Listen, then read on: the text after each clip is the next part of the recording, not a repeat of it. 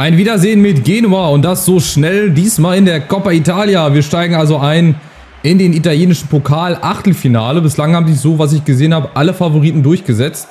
Heißt also quasi für uns, wir scheiden heute aus. Weil wir dann doch immer wieder diejenigen sind, die irgendwie nochmal das Ding hier droppen.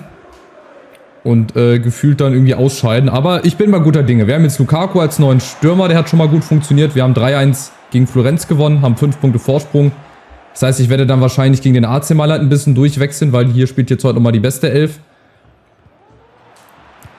Weil ich auch gerne im Pokal weiterkommen würde und im Achtelfinale schon draußen zu sein, wäre irgendwie nicht so geil.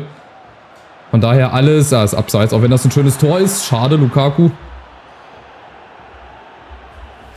Aber auch komisch, ne? Vorher die 3 Qualifikationsrunden waren eher so von Zweitligisten und wahrscheinlich, ich weiß nicht, vielleicht steigen die besten 6 Vereine der letzten Saison auch erst dann in der nächsten Runde ein. Ich weiß nicht, wie das da geregelt ist. Auf jeden Fall ist heute ein Weiterkommen hier Pflicht. Egal ob nach Elfmeterschießen oder nach Verlängerung, ist mir alles egal. Hauptsache wir kommen weiter. Lukaku gegen 2-3 Mann.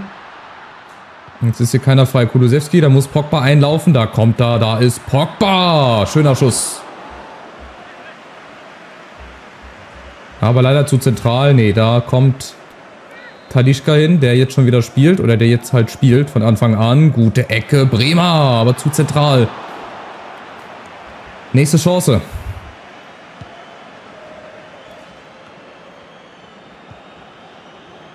Wir sind gut drin im Spiel auf jeden Fall. 1, 2 Chancen schon gehabt und hier seht ihr. Vorteile von der Dreierkette. Überfallartiger Angriff. Kulusewski abgeblockt. Lukaku. Nächster Eckball. So muss das jetzt gehen. In einer Tour. Hin und her.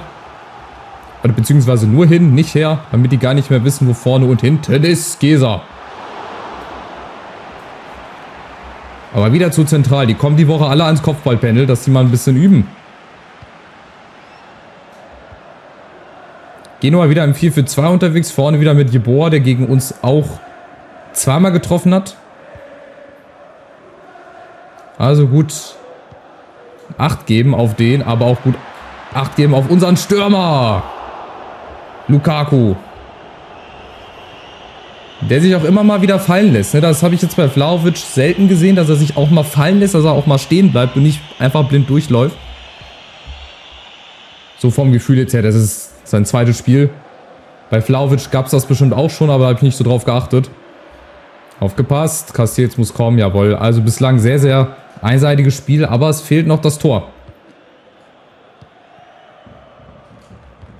Das ganz, ganz Entscheidende fehlt noch. Lukaku, Chiesa läuft durch. Schöner Ball in die Spitze, in die Tiefe. Bisschen nach draußen gekommen, aber Lukaku kriegt den. Und da hat einer Kopfschmerzen. Davis mal mit rechts. Ja, Kulusewski. Und fällt er noch rein? Ne, gibt aber einen Eckball. Also in allen Belangen überlegen bislang. Die kleine Sippschafter aus Genua. Vielleicht mal ein bisschen höher ansetzen, ein bisschen weiter wegdrehen dann. Vielleicht kommt da ein großgewachsener ran. Pogba, aber auch wieder zu zentral. Die kriegen da einfach keinen Druck hinter. Und wieder gefühlt diese 80% Ballbesitz. Gut, sind nur 64. Aber trotzdem, das ist sehr, sehr dominant, was wir bislang machen. Es geht wirklich nur in eine Richtung, aber es fehlt halt was. Es fehlt das Tor. Vielleicht jetzt Davis, Flanke, Talisca. Gravenberg fangen wir wieder ganz locker ab. Also Genua versuchen hier irgendwie sich in die Verlängerung zu retten vielleicht oder ins Elfmeterschießen. So hatten wir das gerade den Anschein. Chiesa schön durchgesteckt. Und wir müssen sie mal aus der Reserve locken, indem wir mal ein Tor machen. Im besten Fall Kulusewski. Ach, muss er doch einfach hin. Einfach mal früher den Fuß ausstrecken, dann hat er an. Aber wir haben den jetzt schon wieder. Das ist bislang wirklich sehr, sehr dominant. So war das eigentlich geplant. Von dem Saisonstart weg. Aber dass wir das natürlich in jedem Spiel nicht hinkriegen, ist auch klar. Und jetzt, Achtung, Florenz. Ach, Quatsch. Genua kontert. Durch Portanova. Castells muss kommen. Und Castells hat ihn. Und ein Dika. Auf der Linie. Das war knapp. Und dann kommt der Gegner einmal vors Tor. Und sogar so gefährlich, dass man schon den Vereinsnamen hier verwechselt. Aber gar keine Chance. Drüber nachzudenken. Andere Seite, Kulusewski, Lukaku. Nee, Pogba kommt. Nee, Davis ist es sogar. Per Kopf. Na, hier ist wieder was los. Wenn der noch Kopfball spielen könnte, wir machen mal wieder einen Flatterball. Hatte ich schon auch lang nicht mehr. Hat gegen Inter zuletzt geklappt. Nach einer Ecke. Ja, gut. Die war aber auch ein bisschen besser geschossen. So, jetzt Gravenberg. Und über Umwegen wieder bei Talisca. Der hat auch viel Platz, aber rüber. Jetzt dürfen wir auch nicht aus jeder Position schießen, weil... Um dann zu hoffen, dass er irgendwann reingeht.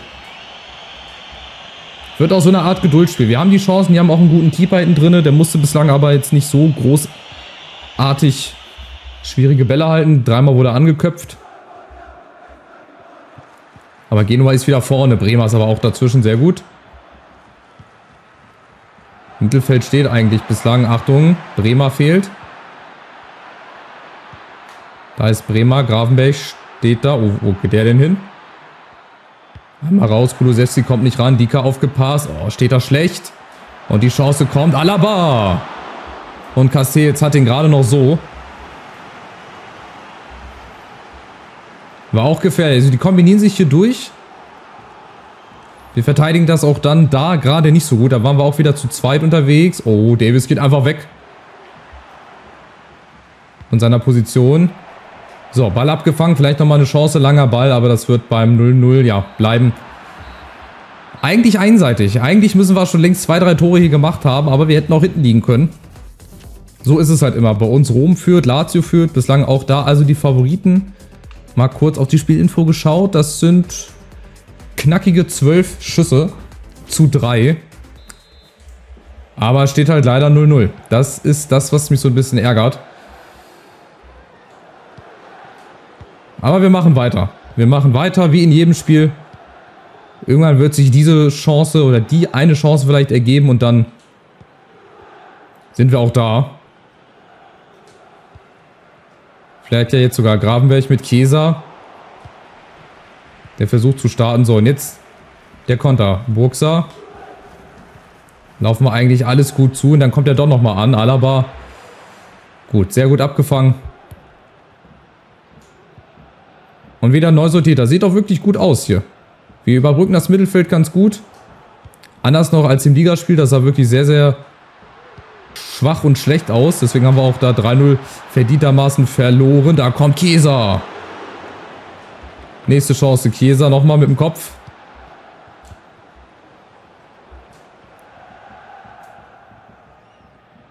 Kommt diesmal leider nicht ran. Gravenberg muss eigentlich wieder in die Mitte. Da muss man einen Verteidiger rausrücken jetzt. Dika, Alaba. Achtung, unten ist viel Platz. Alabas da steht richtig. Und jetzt Chance. Jetzt haben wir Überzahl. Lukaku, wenn er geschickt wird. Und der wird geschickt. Und ab. Und die Walze läuft. Nein, aber zu weit. Einmal zu weit vorgelegt. Auch da wieder eine XXL-Chance. Da muss einfach mehr draus werden. Vielleicht jetzt hier raus. Chiesa mit dem Kopf. Nee, ungefährlich. Aber das mit Lukaku gerade, ey, da darf ich einfach nicht zu weit mit dem Ball vorlegen. Es war eine XXL-Chance. Aber für Lukaku wahrscheinlich wieder zu leicht, deswegen ist er nicht reingegangen. Jetzt vielleicht, nee. Auch wenn Lukaku von hinten ankommt. Wir versuchen viel, aber uns fehlt zurzeit auch die Genauigkeit. Das ist alles so nichts Halbes und nichts Ganzes. Jetzt vielleicht mal Talisca, Chiesa, sehr gut gemacht. Davis und jetzt einmal nach hinten gelegt. Talisca abgeblockt. Nochmal Chiesa, wieder abgeblockt. Da machst du halt auch nichts. Du spielst hier Chance um Chance raus und am Ende steht da doch wieder immer ein Gegner dazwischen. Achtung, Chance kommt. Richtig und wichtig und dann ist es abseits von Yeboah. Ja, sie rücken langsam mal nach vorne. Retegui kommt jetzt rein, hat ja auch gegen uns getroffen. Und wieder Auftaktbewegung von Kulusewski, der stolziert über die Außen. Sehr schön, jetzt fehlt aber wieder einer. In der Mitte und zwar Lukaku. Den kriegen wir da bislang leider nicht so in die Partie rein, auch nicht mit seiner Größe. Vielleicht jetzt Lukaku, ja, Abspiel verpasst. Wieder Kulusewski und dann braucht er zu lange. Wenn wir dann mal Platz haben, dann machen wir es auch echt zu langsam. Und bei Genua ist halt auch nicht viel los, ne? Die haben die 1, 2 Chancen Wenn sie die besser ausgespielt hätten, hätten sie geführt. Und so krepeln wir uns jetzt hier halt einen ab. Kulusewski, Talisca, Chiesa, außen wieder Kulusewski. Nee. Alles auch zu vorhersehbar.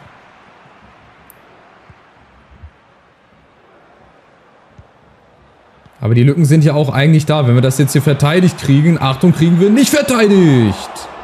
Und dann ist die Lücke auf einmal da und die Chance. Iglesias. Roque Iglesias oder was? Nee, also auch da, gerade gesehen, die brauchen nicht viel Chancen. Lass die mal eine gefährliche kriegen und dann nutzen sie die. Das hätte auch gerade schief gehen können. Chiesa jetzt oben. Aha, Kulusewski wäre frei gewesen. Unten jetzt Davis. Da ist jetzt mal die Lücke. Vielleicht mal alleine durch. Ja, das ist gut gemacht, Lukaku, aber wieder abgeblockt. Das ist halt heute echt so ein Spiel. Da läufst du an, immer wieder. Es ist wirklich zum Verrücktwerden. Pogba, Gravenberg. Lukaku unten läuft da durch. Aber auch wieder zu kompliziert und jetzt aufgepasst. Der Konter läuft und Yeboah geht da alleine durch. Das kann doch nicht sein. Yeboah alleine. Nein, nein, nein, nein, nein, den rettet keiner mehr. Und das 0-1. Das ist echt wie eine Schülermannschaft. Wirklich, wie eine Schülermannschaft verteidigt. Du kannst ihn doch nicht alleine da durchlaufen lassen. Da sind 3 Mann. Da sind 3 Mann, die gucken alle zu, die bleiben alle hinten. Und dann weiß Yeboah natürlich schon vorher, dass ich ihn raushole. Und dann kommt keiner hin. Aus 18 Metern der Lupfer. Normalerweise hast du da noch Zeit zurückzulaufen als Keeper. Aber Castells ist halt leider nicht der wendigste. Und dann... Tja, darauf mal eine Tasse Tee. Tja, Yeboah, Minute 83. Und da haben wir es wieder, die Chancenverwertung. Noch haben wir Zeit. Das haben wir auch schon öfter hinbekommen, dass wir dann die Tore in der letzten Minute geschossen haben. Aber so, wie wir heute die Chancen verwerten, dann wird das nichts. Pogba, geh doch dahin. Er ist doch da auch schon da. Und dann wird er auf einmal langsamer. So, nächste Chance jetzt. Talisca auf Lukaku. Nee, das wird auch nichts, oder? Lukaku kriegt den noch. Hat den noch vom Aus. Aber kommt nicht richtig hin. Und somit, nee, wird das doch noch nicht gewesen sein. Talisca, die Chance, die muss er jetzt machen. Talisca. Dann kommst du auch nicht weiter. Wenn du so Chancen nicht reinmachst. So, Kulusewski, wer ist mit vorne? Ist Castells schon mit vorne? Ich habe noch nicht gesehen. Auf jeden Fall ist Bremer jetzt da. So viele Chancen wird es nicht mehr geben. Kulusewski, hinten wartet Davis. Der ist lang in der Luft. Und da ist er. In allerletzter Minute der Ausgleich. Das Tor in die Verlängerung. Wahnsinn. Absoluter Wahnsinn, was hier wieder passiert. Auch Buffon ist mit auf dem Platz, bringt nochmal ein bisschen neue Kraft rein. Der Ball alleine schon von Talisca. Und dann Kulusewski, butterweich. Keeper kommt nicht raus und Davis steigt dann hoch, gewinnt mal eines seiner Kopfballduelle. Weiß ich nicht, wenn der Keeper rauskommt, ob er ihn dann hat. Wahrscheinlich schon, wenn er größer wäre. Aber Gott sei Dank ist er nicht größer. Und somit retten wir uns in allerletzter Minute in die Verlängerung. Glaube ich. Oder gibt es sofort Elfmeterschießen oder Rückspiel? Ne, Rückspiel gibt es ja nicht. Müsste eigentlich sofort Verlängerung geben. Ja, und oder Elfmeterschießen. Da sind schon alle weiter, alle Favoriten. Gut, gibt Verlängerung. Nur ich tue mich hier wieder schwer. Genua wechselt nochmal Gudmundsson ein. Tja, und was machen wir? Ich stelle jetzt mal um auf 4-2-3-1. Ich will wieder ein bisschen defensive Stabilität haben. Mir ist das auch gegen Genua wieder teilweise zu luftig da hinten verteilt. Und man hat ja bei Yeboah gesehen, wie leicht er da durchspazieren kann. Also, da habe ich echt nicht schlecht geguckt. Kulusewski jetzt, Talisca vielleicht. Schlechte Flanke, ne? Das klappt so nicht. Mal gucken, was Genua macht. Davis fehlt jetzt hinten. Bremer kriegt dazwischen. Ne, da kannst du keinen Freistoß geben. Das war beigespielt, Schiri. Sehen wir vielleicht auch nochmal. Zeig nochmal kurz die Wiederholung, ganz kurz. Dass das auf jeden Fall... Naja, also komm, da ist zwar auch der Gegner mit dabei, aber da ist mehr Ball gespielt als alles andere. Naja. So, was machen wir? Wir können eigentlich komplett einmal durchtauschen hier. Wir brauchen nochmal ein paar frische Kräfte. Hier zum Beispiel. Vorne riskiere ich mal mit Larsson. Chiesa würde ich gerne noch behalten. Allein wegen der Geschwindigkeit her. Dann würde ich hier einmal tauschen. Dann spielt Davis offensiver. Und Kamavinga. Ja, wobei, warte mal. Wir können das so machen. Genau, eine Doppel-6. Schade, rechte Seite. Ja, obwohl Lukaku müsste ich eigentlich nochmal drin lassen. Aber der ist schon am Arsch. Ich lasse den doch nochmal drinne. Und wechsle dafür Larsson für Chiesa ein. So, ich brauche vorne einen Kopfballstangen. Falls wir nochmal eine Ecke kriegen oder so, möchte ich da auf jeden Fall einen Kopfballstangen drin haben. Also viel Risiko jetzt in der Verlängerung. 4-2-3-1. Mal gucken, was es bringt. Mal gucken, ob wir uns hier doch noch durchsetzen können. Oder ob uns Genua wieder den Zahn zieht. Da sind auf jeden Fall mal 2 neue im Zusammenspiel. Larsson. Ja, ist okay. Kostic, Davis. Wieder Kostic und jetzt mal Lukaku. Da ist er doch abgefälscht. Und Wodicek im Tor, dass man den auch mal namentlich hier erwähnt. Hat ja auch nur seinen Job gemacht, ne? Also von daher. Gar kein Problem, aufgepasst. Ball wieder hinter die Spitze. Das wäre eine große Lücke. Oh, und da wäre er fast wieder durchgekommen. Aber wir passen auf, sehr gut. Und der Platz ist ja da. Die rücken auch nicht so schnell nach hinten. Larsson war alleine. Davis außen, Kostic nimmt da mit. Genau, ganz easy gespielt. Und jetzt wieder Lukaku, nächste Chance mit dem Rücken zum Tor. Und Kamavinga, schade.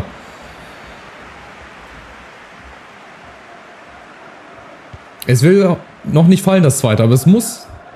Es liegt in der Luft. Es ist ein Spiel auf ein Tor gerade. Gefühlt schon wieder 20 Schüsse. Aber wir kriegen den Ball nicht im Tor unter. Kostic, nee. Ist nochmal Halbzeit, oder? Kriegen wir nochmal eine Chance? Nee. Einmal Halbzeit ist noch und wir nehmen heute das volle Programm mit, habe ich das Gefühl. Verlängerung und Elfmeterschießen. Ich glaube, anders wird das Ding heute nicht entschieden. Darf ich nochmal ganz kurz gucken? Ey, das lässt mir hier keine Ruhe.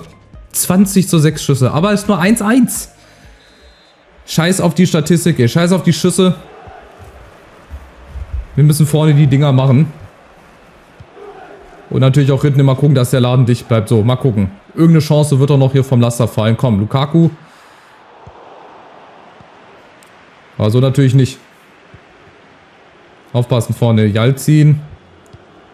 Wenn die 4 da hinten dicht zusammenbleiben, dann darf da eigentlich nicht viel passieren. Ndika, Alaba, kommen beide nicht ran. Und Castells hat Flutschfinger auf einmal. Und das 2-1. Boah, ich sag gerade noch, der darf da eigentlich nicht durchkommen. Eigentlich ist das eine sichere Kiste. Und dann flutscht der dem Castells da unten durch. Der ist sonst so sicher, ey. Das ist wirklich einer seiner wenigen Fehler. Ja, ob das ein Fehler ist, weiß ich gar nicht. Aus 5 Metern. Und dann hat er ihn eigentlich schon. Oh, der Fuß. Oh. Da müssen wir nochmal auf den Fuß gleich gucken. Der hat sich da auch wieder böse verdreht. Tja, und jetzt wieder auf die Dreierkette, dass wir vorne die Präsenz haben. Jetzt liegen wir wieder zurück. Ich sage ja, Juve lässt mich hier 10 Jahre schon älter werden. Das hältst du doch als normaler Fan hier gar nicht aus, ey. Zakaria. Davis, Zakaria. Und dann spielen wir es einmal schnell und dann verlieren wir auch leider hier wieder die Bälle. Es läuft nach wie vor nicht rund. Selbst der Sieg gegen Florenz hat nicht so wirklich Sicherheit gebracht.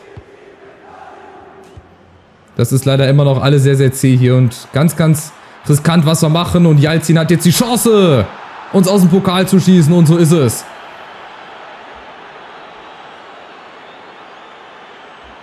Das war's. 1:3. Das holen wir nicht mehr auf. Da verabschieden wir uns schon früher als gedacht aus dem Pokal. Da habe ich so lange drauf hingefiebert, dass wir mal im Pokal spielen und dann sowas. Aber gut, so luftig verteidigt. Castells riskiert auch nochmal Kopf und Kragen, aber am Ende ist es dann zu spät. Und das kannst du jetzt auch in 4 Minuten nicht mehr aufholen. Also ich habe ja schon viele Spiele gedreht, auch in letzter Sekunde und so weiter, aber das ist jetzt... Nee, das Ding wird gelaufen sein. Es sei denn, wie gesagt, da passiert jetzt wirklich Menschenunwürdiges.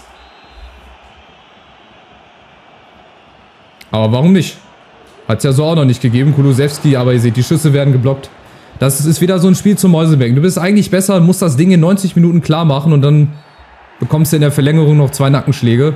Das eine Ding von Castells, gut, das kann immer mal durchrutschen. Und dann spätestens das 3-1, das war dann das eine Tor leider zu viel. Und somit verabschieden wir uns schon aus dem Achtelfinale. Nichts mit Double. Zumindest in der Liga. Genua zieht ins Viertelfinale ein und wir sind schon im Achtelfinale raus. Oh, oh, oh, das ist eine ganz, ganz bittere Pille. Also das hatte schon teilweise was von Pleiten, Pech und Pannen, ey. 200 Pässe gespielt, über 20 Schüsse und wir scheinen als einziger Favorit aus, ne? Ja. Ich glaube, das kann man so sagen. Ach nee, Benevento unten gewinnt noch beim AC Mailand. Das habe ich falsch gelesen. Ich dachte 4-3. Ich habe nur das 4-3 gesehen, dachte AC Mailand wäre weiter. Also haben wir uns nicht alleine blamiert. Lazio ist dann auch mit 3-1 weiter. Tja, schade. Also ein Wettbewerb weniger, ein Pokal weniger, den wir nicht mehr holen können. Es ist echt wie verhext. Und jetzt kommt es zum Duell der beiden Ausgeschiedenen. Transferphase, aber ich glaube, da brauchen wir keinen mehr. Wir werden jetzt alles hier ablehnen. Kamavinga für 60 Millionen. Da können wir natürlich nochmal schön Geld machen, aber ich brauche die Spieler ja. Was bringt mir das, wenn ich dann doch keine Spieler kriege? Fagioli, da habe ich mal geguckt, der hat ein Potenzial bis 87. Also wir hätten eigentlich fürs ZOM, ZDM und so weiter, hätten wir eigentlich die Leute in den eigenen Reihen. Aber gut, ich habe mich dann halt anders entschieden. Tja, muss ich wohl aufs nächste Spiel hoffen. Bleib gelassen, ich weiß gar nicht, wo der herkommt. Der hat sich nie beschwert in der Hinrunde. Jetzt fällt ihm plötzlich ein, dass Pokalspiel ist und dann will er auch auf einmal spielen oder was. Das habe ich ja gern, solche Leute. Tja, also hilft nichts. In der Liga geht es jetzt weiter. Beim AC Mailand wird genauso schwer wie gegen Genua. Das ist irgendwie nicht unser Gegner. Und dann, ja, sind wir leider ausgeschieden, aber es hilft nichts. Wir haben jetzt noch die Liga, die Champions League. Da müssen wir möglicherweise beides gewinnen, um die Saison noch zu retten. Es geht weiter. Bis zum nächsten Part. Macht's gut. Ciao, ciao.